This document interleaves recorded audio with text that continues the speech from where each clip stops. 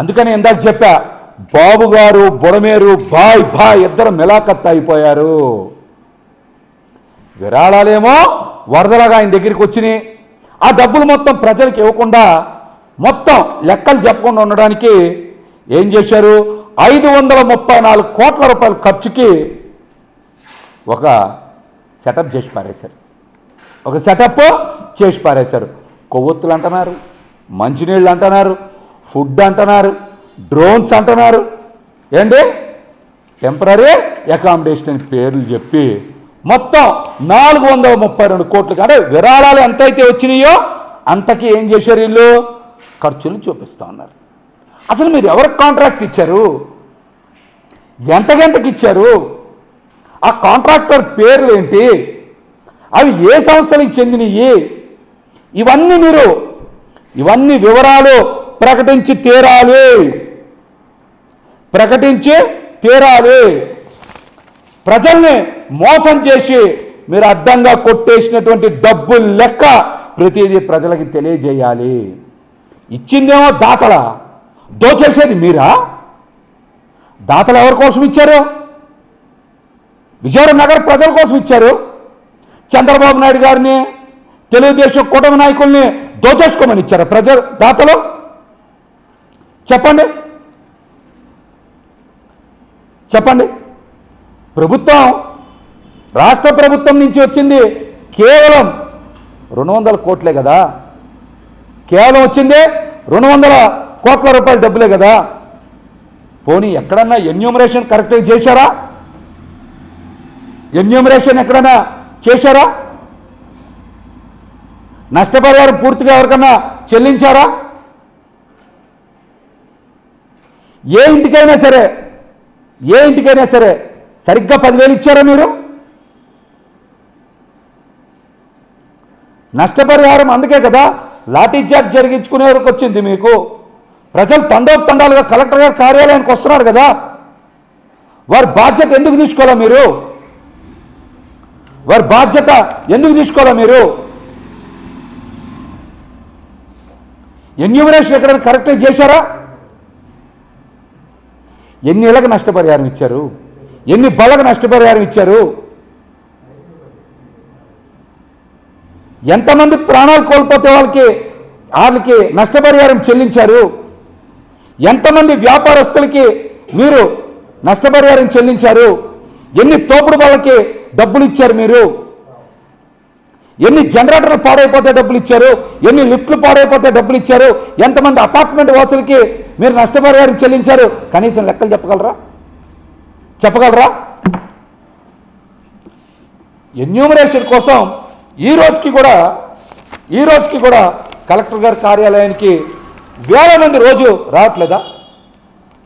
పేద సామాన్య ప్రజల జీవితాలు చిన్నాభిన్నం అయిపోతే చంద్రబాబు నాయుడు గారు కనీసం వాళ్ళని పట్టించుకున్నారా? చెప్పండి, పట్టించుకున్నారా? వచ్చారా? ఏదో ఒక రివ్యూ మీటింగ్ పెడతాం, మీ అనుకూల మీడియాలో 4 వార్తలు రాపించుకోవడం, వెళ్ళిపోవడం. క్షేత్రస్థాయిలో నష్టపోయిన కుటుంబాలని ఎందుకు ఆదుకోవాలా? ప్రతి కుటుంబానికి ఎందుకు ఆర్థిక భద్రత, ఆర్థిక భరోసా కల్పించలేకపోయారు? అదే ముఖ్యమంత్రిగా జగన్మోహన్ రెడ్డి గారు ఉంటే విజయవాడ నగర ప్రజలకో లేకపోతే రాష్ట్రంలో వరదల వల్ల నష్టపోయినటువంటి కుటుంబాలకు ఇటువంటి పరిస్థితి వచ్చేదా? జగన్మోహన్ రెడ్డి గారి పాలనలో ఏ రోజైనా సరే కులం చూశారా, మతం చూశారా, పార్టీ చూశారా? నష్టపోతే గంటల వ్యవధిలోనే ఆ కుటుంబానికి నష్టపరిహారం చెల్లించారు. వాళ్ళ అకౌంట్లో డబ్బులు వేశారు. ఎక్కడ కులం, మతం, పార్టీ చూడలేదే.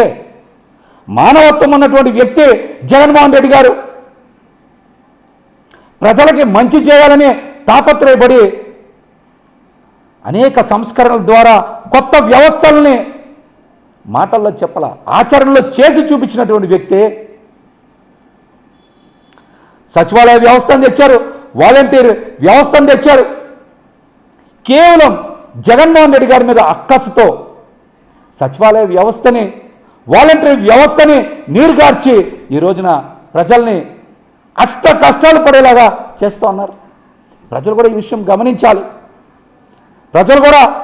గమనించాలి. ఇంతకుముందు ఎవరికైనా సరే అవి పథకాలు కావచ్చు, నష్టపరిహారం సంబంధించిన జాబితాలు కావచ్చు, మీ ఇంటికి దగ్గరలో ఉండే సచివాలయాల్లో అత్యంత పారదర్శకంగా పేర్లు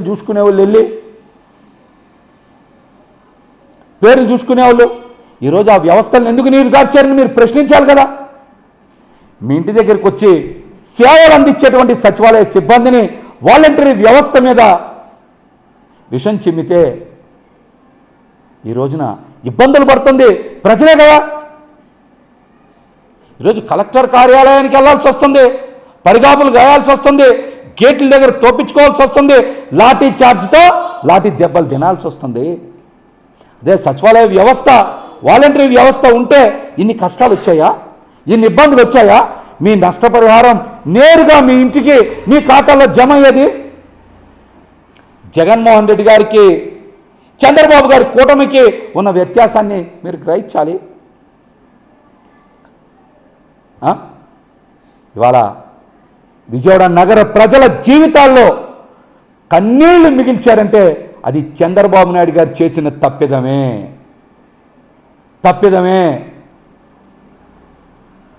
బుడమేరు మళ్లింపులో ప్రభుత్వం పూర్తిగా వైఫల్యం చెందింది. ఈ విషయం సిసోడియా గారు చెప్పారు. రాములు నాయక్ అక్కడ ఉండేటువంటి వ్యక్తి చెప్పారు. బుడమేరు గేట్స్ దగ్గర ఉండేటువంటి వ్యక్తి చెప్పారు, రాములు నాయక్. ఇవన్నీ వాస్తవాలు కదా.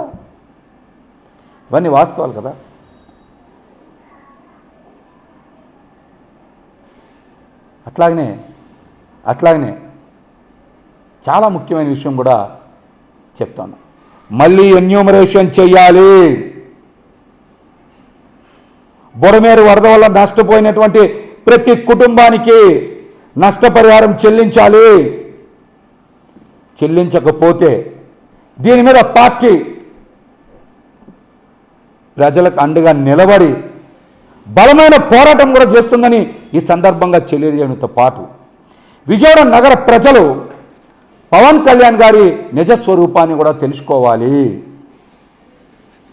బుడమేరు ముంపు వచ్చినప్పుడు, ప్రజల కష్టాల్లో ఉన్నప్పుడు ఒక్క బాధితుడిని కూడా పలకరించడానికి సమయం లేనటువంటి పవన్ కళ్యాణ్ గారు ప్రజల మధ్య విద్వేషాలు రెచ్చగొట్టాలి, ప్రజల్లో అశాంతి అలజడుల్ని రేకెత్తించాలి అని దుర్గగుడికి వచ్చి 4 మెట్లు శుభ్రం చేసేటువంటి పనికి మీకు సమయం ఉంది.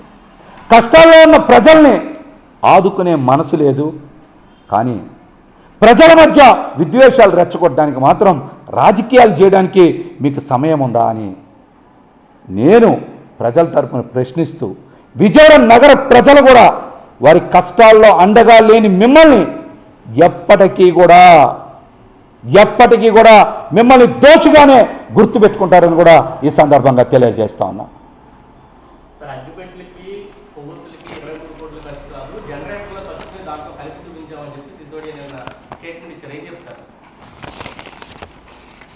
సిసోడియా గారు చెప్పే మాటల్ని ఎవ్వరు కూడా నమ్మే పరిస్థితిలో లేరు.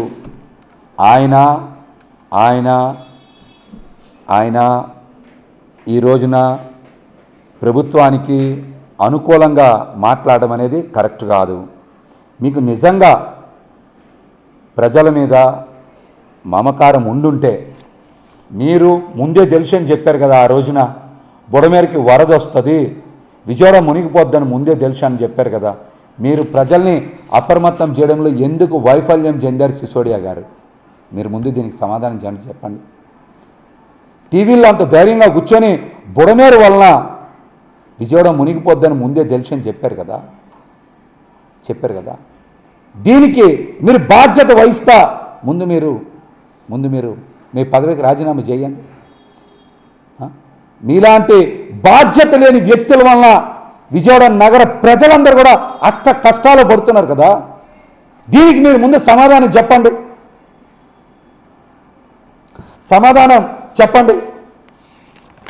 అట్లాగనే కొవ్వొత్తులు అగ్గిపెట్టెలకి అగ్గిపెట్టెలకి 23 కోట్లు ఖర్చు అయిందని ప్రభుత్వమే కదా చెప్పింది. మధ్యలో మీ కవరింగ్ ఏంటి? మీ కవరింగ్ ఏంటి? మీ కవరింగ్ ఏంటి? ప్రజలను ముంచేసి ధీమాగా కాలు మీద కాలు వేసుకొని కూర్చొని ఈ రోజున అగ్గిపెట్టెలకి కొవ్వొత్తులకి 23 కోట్లు ఖర్చు కాకపోతే పందికొక్కులు తినాయా అయ్యే? చెప్పండి, చెప్పమానండి. లేకపోతే భోజనాల ఖర్చు 368 కోట్లు ఎవరు తిన్నారో చెప్పమానండి. సిసోడియా గారిని కూడా ప్రజలు గుర్తుపెట్టుకుంటారు. మీలాంటి నిర్లక్ష్యమైనటువంటి అధికారిని, ప్రజల్ని ముంచేసే అధికారిని కూడా ప్రజలు గుర్తుపెట్టుకుంటారు.